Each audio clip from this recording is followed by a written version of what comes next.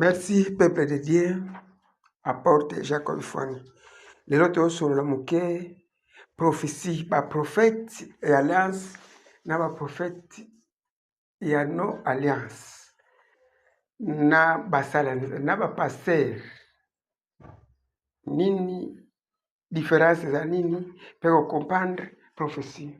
Wana kati ya prophétie ebele tobungi na kati ya prophétie tobungi ebele tobungi ebele wana nini makambo kaka oyo tolobaka biso moko toyebaka na biso yango te. Chaque prophète ayaka soki asali mosala nyonso prophète wana aza mpe na prophète ya prophétise akoya prophète wana mpe akoya na mission moko boye.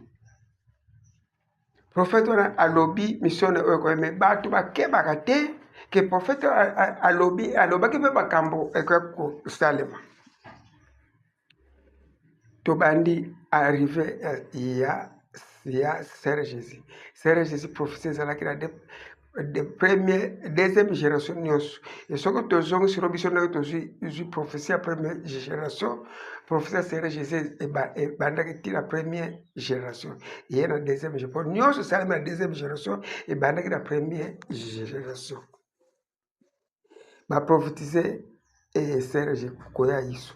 Mais présence ya Sœur Jésus moko te prophète mosala nzambe moko te andimaki ye mosala moko te akoma me bazalaki na baprophétie ezokoloba Moïse ezoloba baezaye bazoloba prophète mais présence na ye po toujours bato bakontaka prophète akala présence ya Sœur Jésus baza kokonte kaka biso Moïse azali mais azoyebisa bango Moïse na ngai nazalaki avant Moïse bazokomprendre eloko moko te.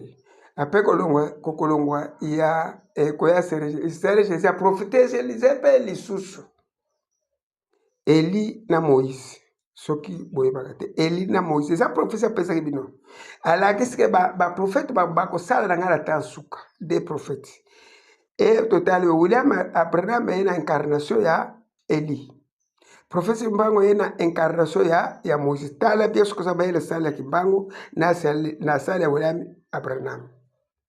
Mais na moment oyo bazosala nani ayebaki ke oyo na incarnation kimbango oyo na incarnation ya William Abraham. Mais koya ya William Abraham aprophétise ebele. William Abraham aprophétise makambo RDC. Kota na groupe Christ veko komona professeur William Abraham azali oyo professeur Paul na makambo RDC. Et que la carte RDC avant arrivé kimbango